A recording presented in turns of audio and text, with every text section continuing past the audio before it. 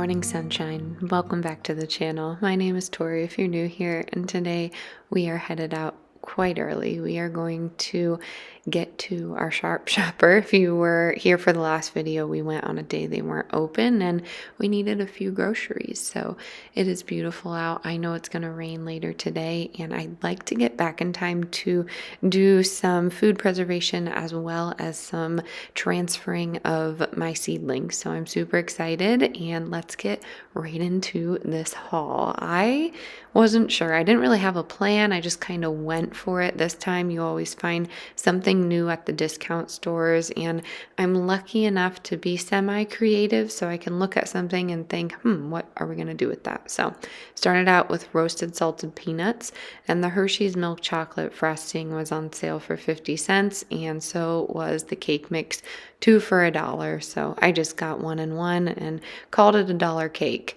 I also got these Annie's cheddar squares. This is the white cheddar. My kids really enjoy Annie's. And then I got berry vanilla puffs. We don't really do much cereal, but I thought that would be a nice snack to bring along. I'm obsessed with Middlesworth chips. If you've never had them, I don't know. It's kind of like if you know situation. I got these 2 California Pizza Kitchens Sicilian recipes for my husband to take to work. And I also got the roasted potato Alexia Farms, and they were $1 each. So I was pretty excited about that. I got regular peas for the ducks, and then I got some sweet potato fries for us. The blackberries were on sale for $2.99, and then I got some marble cheese for $1.90, I believe, just right under $2. And then I got the Cascadian Farms Organic Powered by Plants. I love this mix because I can make it into a casserole, and I'm going to show you how to do that here in the next slide, but it's delicious. This bacon is always on sale for $1.99 or $2.99, so I picked up 2 packs, and then when it goes back down to $1.99, I'll grab a ton. And then I just got these Perdue chicken thighs. I also got some Harvest Apple chicken sausage, so I'm excited to try that out in some dish this week. And then the cage-free organic eggs are usually under $5, but they were $5.29 today. I got some of this yellow rice and was surprised to see that this is non-GMO, and there's not a lot of ingredients in here. There's some turmeric and maybe some spices, but nothing that stuck out to me that was odd. The Lara bars are still on sale for $5.99 for the 18 pack, so I grabbed 2. I got Ziploc bags and some wipes. And then the kids want to try and make chocolate milk. So I told them if I could find this, the Simply 5, that I would get it to them. And then I also found some organic veggie broth to put up in our pantry, prepper pantry, for a rainy day. And that was about it. I think I did get a few more just random items. Yeah. I got some popcorn and then some of these Utz party mixes. I figured that would be good for my husband to take with him in his lunchbox. And then we are stocked up on fruit and potatoes, which I'm just so grateful to just see that in the kitchen because we go through a ton of fruit and potatoes. And yeah, I'm excited. So that was my little sharp shopper haul. Alrighty, I'm doing a mini meal prep for the week, and I figured I'd do it a little differently since I did the meal plan a little differently a few videos back. I made, I guess like an elote style macaroni salad. So in here we just have elbow macaroni, we have corn, green onion, we have green chilies, we have a little bit of feta because I don't have any cotija cheese, we have red bell pepper, and then we also have just mayo, a little bit of sour cream, I have Dijon mustard, and then spices to my liking. So I'm going to let this set up in the refrigerator. I'm the only one that likes macaroni salad, so this is for me for the week. Macaroni salad is so cheap to make, and I absolutely love it. And that sweet corn element is super tasty with the sweet bell pepper and then like the salty feta. And then over here, I did that Cascadian frozen blend, and that comes with rice, corn, black beans, and I feel like it does come, oh yeah, it comes with a bell pepper in there too. And then I did a pound of ground beef and I did a little bit of enchilada sauce. I'm gonna serve mine with tortillas. I sent my husband with some extra tortillas and then I put queso on top of his, but you could top it with whatever you want. This is super easy and super filling, and it just gets better in the refrigerator. So this was the rest of the meal prep, and then I'm gonna get going on the other pound of ground beef and then the other half of that frozen bag just because we had it. And then for dessert this week, I just made a chocolate cake. So just a box chocolate cake. It's right there. And I'm gonna frost it with chocolate icing and call it a day. But I figured I'd share that with you. Super simple, not anything wild. I also did deviled eggs with bacon and smoked cheddar. Super easy. Let me know what you're meal prepping in the comments below. The kids and I are outside now getting some things done. We need to pot up desperately a lot of these plants. We have some zinnias in there, nasturtium.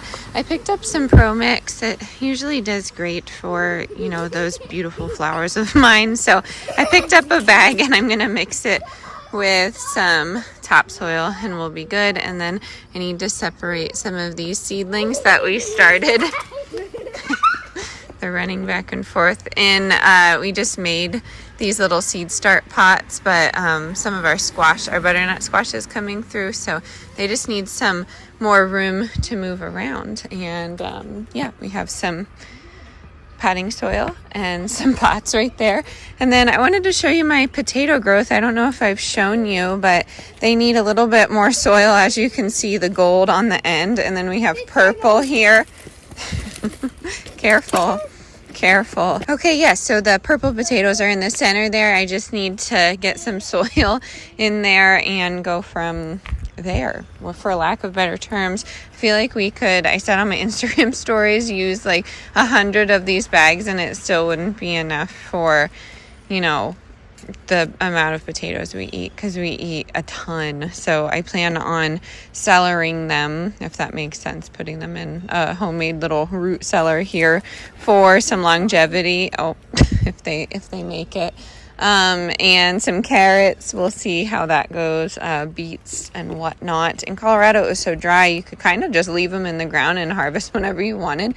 But out here, I fear that the ground is wet and I'm not going to be able to pull that off. But look at all this growth down here. They have like little windows. Yeah, there's so much green growth over the last couple of weeks because of all the rain. And we love it. It's beautiful. But, you know, it's concerning with all of that poison like I talked about. We're just not sure because it's so prolific. There's so much. So anyways, we're potting this up, and then I need to get some beans canned just to start some more food storage. I've been putting myself to at least every other day put something up for a rainy day, and I feel that is a great way to be prepared. But our raspberry bushes are doing well in here, and then we have some seedlings that I planted in here, and then some more over here.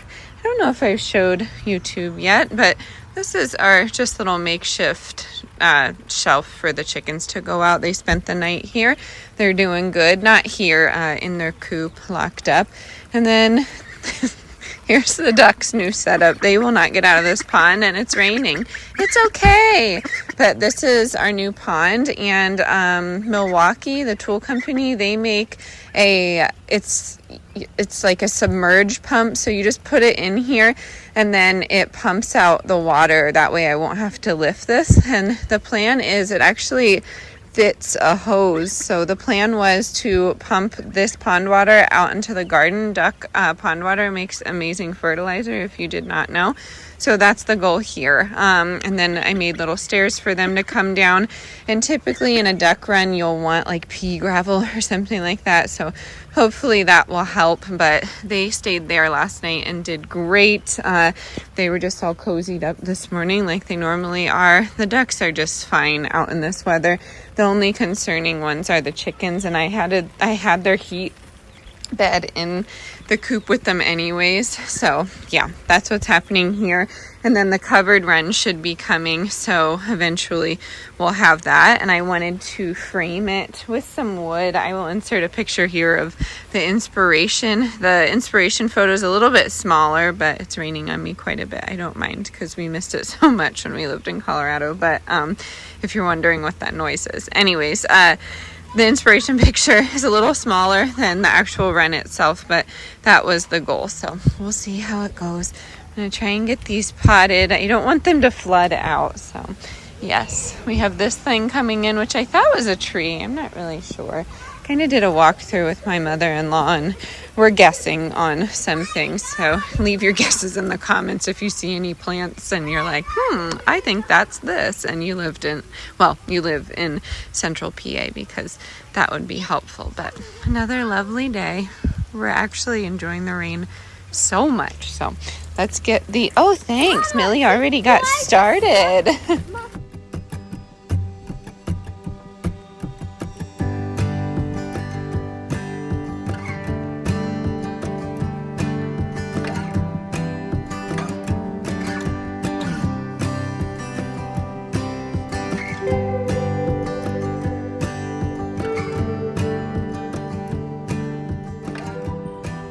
Yeah, so these are the butternuts, and look at the root system on some of them. With these, I don't really trim them. I kind of spiral them, corkscrew them into the holes, and I'm going to do 2. And then this one's pretty established, so I'm just going to leave him there, and I have 2 over here. And then the zinnias and some of the herbs will go in the Pro Mix, and then I'm going to do a layer of Pro Mix on top of the little green stock wannabes from Dollar Tree and put my nasturtium in there. All right, depending on the flower, I'm typically doing topsoil on the bottom of this bottom half, and then Pro Mix for the top. I do that just to save money. Pro Mix is a little more pricey.